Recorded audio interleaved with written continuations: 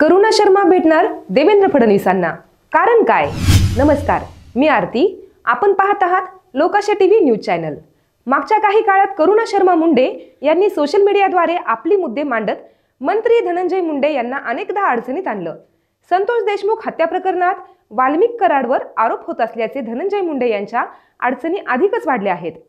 मागच्या आठवड्यात वांद्रे फॅमिली कोर्टाने एक आदेश दिला, त्यामुळे करुणा शर्मा चर्चेत आल्या.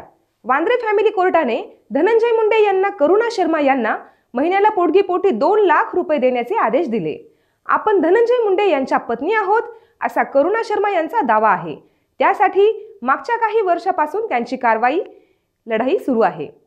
फॅमिली कोर्टाच्या या आदेशानंतर करुणा शर्मा यांनी पहिली पत्नी म्हणून कोर्टाने मला मान्य केलं आहे. करुणा शर्मा म्हणू नका, मला करुणा मुंडे म्हणा, हा माझा अधिकार आहे. मी लढा दिला आहे. मी मोठी किंमत चुकवली आहे, त्यामुळे मला करुणा धनंजय मुंडे म्हणा, अशी निकालानंतर पहिली प्रतिक्रिया त्यांनी दिली होती. आता करुणा शर्मा यांनी मुख्यमंत्री देवेंद्र फडणवीस यांचे आभार मानले आहेत. परळीत पाठवलेले नवीन SP चांगलं काम करत आहेत. मी फडणवीस यांना लवकरच भेटणार आहे, असं करुणा शर्मा यांनी म्हटलं आहे. मी देवेंद्र फडणवीस साहेब यांचे खूप खूप आभार मानते. आज परळी बीडमध्ये जे चांगले SP साहेब पाठवले आहेत, त्यांचं खूप चांगलं काम चालू आहे.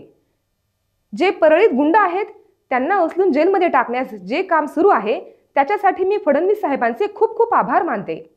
फडणवीस साहेब, मी तुम्हाला लवकरच पुराव्यांसह भेटणार. एक बहीण म्हणून मला न्याय द्या, असं करुणा शर्मा मुंडे यांनी म्हटलं आहे.